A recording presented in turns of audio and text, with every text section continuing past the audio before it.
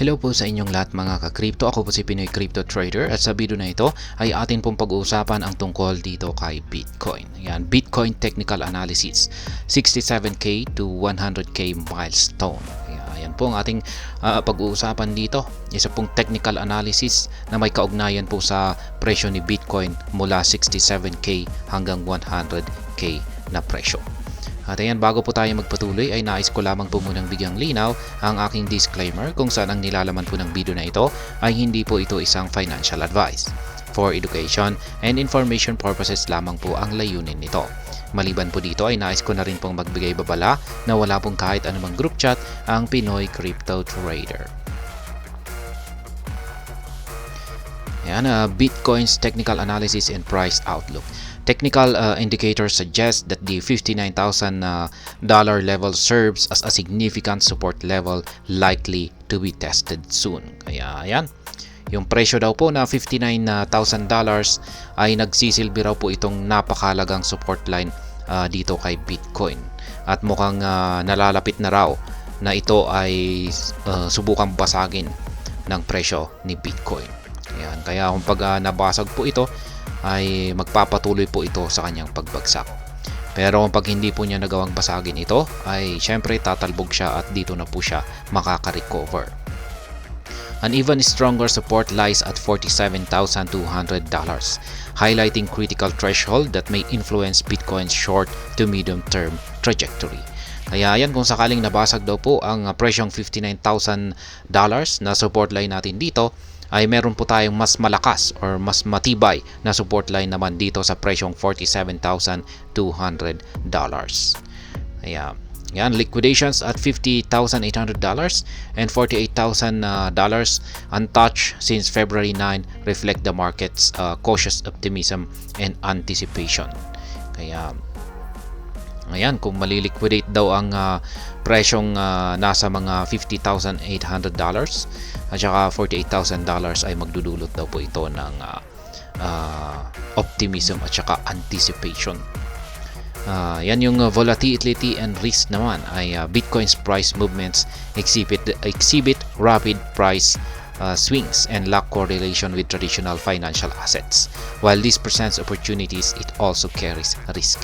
Yan po yung ipinapakitang price action naman nitong si Bitcoin sa ngayon. Nakakaranas po siya ng mabilis na mga swings. Yan, ang ibig pong sabihin ng rapid swings ay mabilis po siyang umaakyat tapos mabilis na rin po siyang bumabagsak. At sa ngayon ay wala po siyang correlation sa mga traditional financial assets. Kaya yan, dahil sa rapid swing na ito na nararanasan ni Bitcoin ay pwede po itong magbigay ng opportunity para sa mga investors or traders. Pero pwede na rin po itong magbigay ng risk. Dito naman tayo sa kanyang key milestone at saka challenges. Bitcoin's ability to reclaim $69,350 recovery level is crucial for resuming its upward trend. Ayan, napakahalaga daw po na muling balikan ni Bitcoin ang presyong $69,350. Ayan, kasi yung pag nakabalik po siya rito sa presyong ito ay sinyalis daw po ito na magpapatuloy sa kanyang pag-angat or pag-akyat. Pero kung pag hindi, ay ang pwedeng mangyari rito ay babagsak siya or magko-consolidate. However, failure to sustain above this level could lead to test of the $64,186 to $62,829 support range. Kaya yan, kung pag hindi raw po makabalik itong si Bitcoin sa presyong $69,350 ay magre-resulta daw po ito sa kanyang correction dito sa mga support line natin dito na nasa $64,186 at saka $62,829. Bitcoin path to $100,000 present both opportunities and hurdles. As the market responds to technical levels and economic factors, it's essential for investors and traders to remain vigilant and adaptable. By employing effective strategies in monitoring critical support and resistance levels, navigating Bitcoin's volatility can result in favorable results.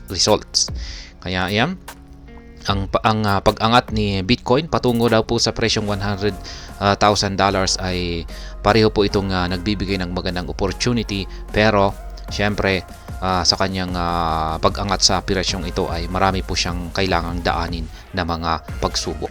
Yan, or mga sagabal dito. At yan po ay yung mga resistance line.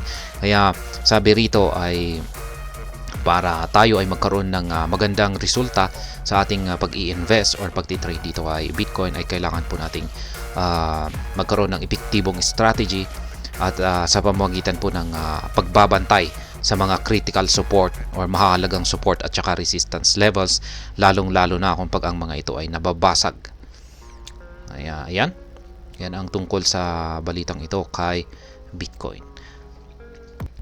At hanggang dito na lamang po tayo sa video na ito. Sana po ay inyong nagustuhan ang aking paliwanag dito. Kung inyo po itong nagustuhan, pakiclick lamang po ang like button nito. Para naman po sa mga bago lamang dito, kayo po ay aking inaanyayahan para mag-subscribe. Pakiclick na rin po ang bell icon nito dahil ito po ang siya magsisilbing notification nito sa mga bago kong videos na akin pong ina-upload sa aking YouTube channel na ito. Marami pong salamat sa panunood, ingat po tayo lagi at God bless po sa ating lahat.